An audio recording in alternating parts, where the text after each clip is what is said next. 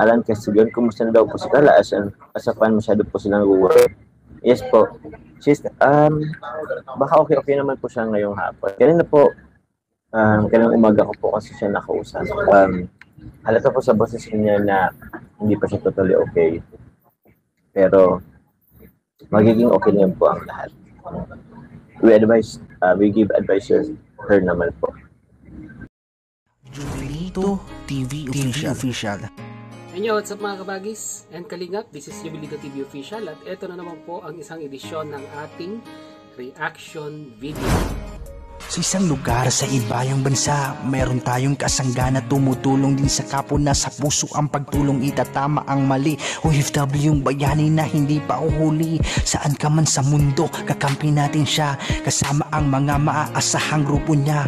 Makabagong bayani sa Team Koos, kabahagi katuwang ng Team Kalingap sa pagtulong sa mahirap.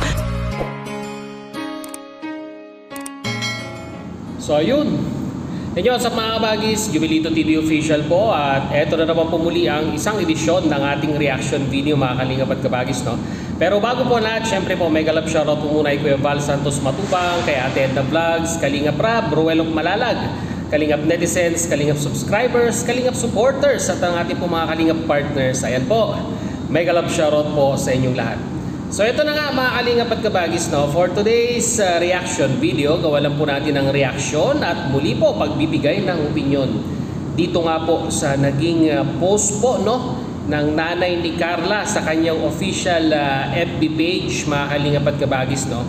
Kasi po mararamdaman po natin yung suportang ibinibigay ni Nanay Cynthia dito po sa kanyang anak na kung saan itong mga nakaraang araw ay naging tampulan nga po ng alam nyo na yung sinasabi po nating body shaming, no, na kung saan ay talagang marami pong sumusuporta kay Carla ang nagpahatid ng kanilang suporta dito kay Carla dahil nga po talagang pinagtampulan at talagang pinagpiestahan dito po sa platform na ito pong naging issue regarding sa body shaming dito po kay Carla. At dito po mga kalingap at kabagis ay mababasa po natin sa kanyang post na talagang todo po ang suporta niya sa kanyang anak. At sabi nga po ay mag-pray at walang sino man ang dapat na kutsain ang pisikal na kaanyuan ng isang individual.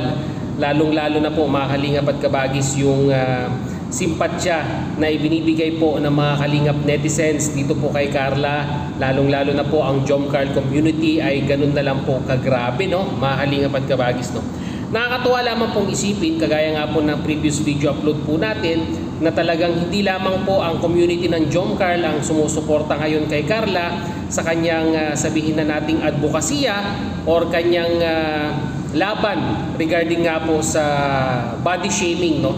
Nandyan po ang community ng EDSI, nandyan po ang community ng Rochelle at sa mga iba pa pong lab team na nabuo nga po ni Kalingap Rab, no.